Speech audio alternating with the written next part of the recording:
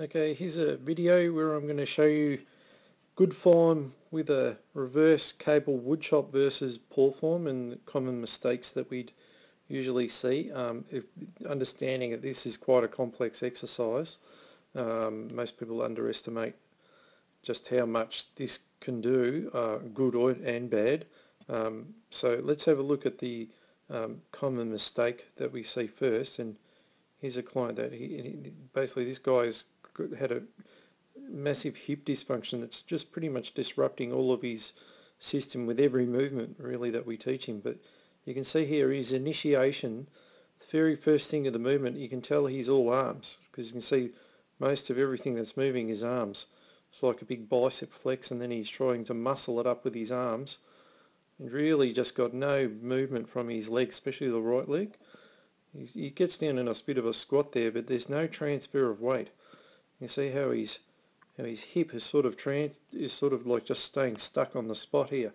So this leg here, if you watch this as it continues, he just sort of really doesn't go anywhere with it, just goes straight up. At that time you sort of come around a bit, but there's no real transfer to the other leg. You know, and even there he's starting to fall out. Really, his centre of gravity is still, he's already on the other side, he's already over there. So let's have a look at how I do it, and you'll get an idea of what I'm talking about here. So when I do it, I've got all of my weight, and you watch the very first part of when I move, see how there's already a transfer of weight. My arms haven't gone yet. See that? My legs are doing everything for me. Once I get to the middle, you'll see how that now I'm starting to come through. Where we go back to this guy at the very start, and you'll see his very first movement. You see that? It's all arms, and there's no real leg movement. So he's just going up. See that? Up. Where if I come back to me, you'll see there's a shift of weight there.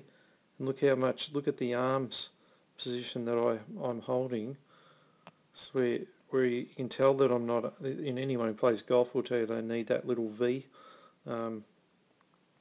Crucial where this, on the mistake side, you'll see that there's like it's very much like bent.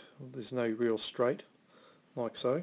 Alright, so it gives you again another really good idea on where everything's going wrong. And then the last bit on the follow through, if I just replay that again, so I'm loading up, weights on the right, swing through, and then the hip rotation at the end. Weight's probably not enough, you can see the slack on the cable, and this hip here is facing directly where I would have thrown it to, where you can see where he's finished there, right?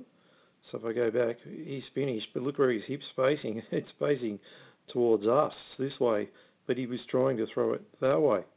Alright, so he has no hip. That's where the hip is disrupting the whole mechanism of the movement.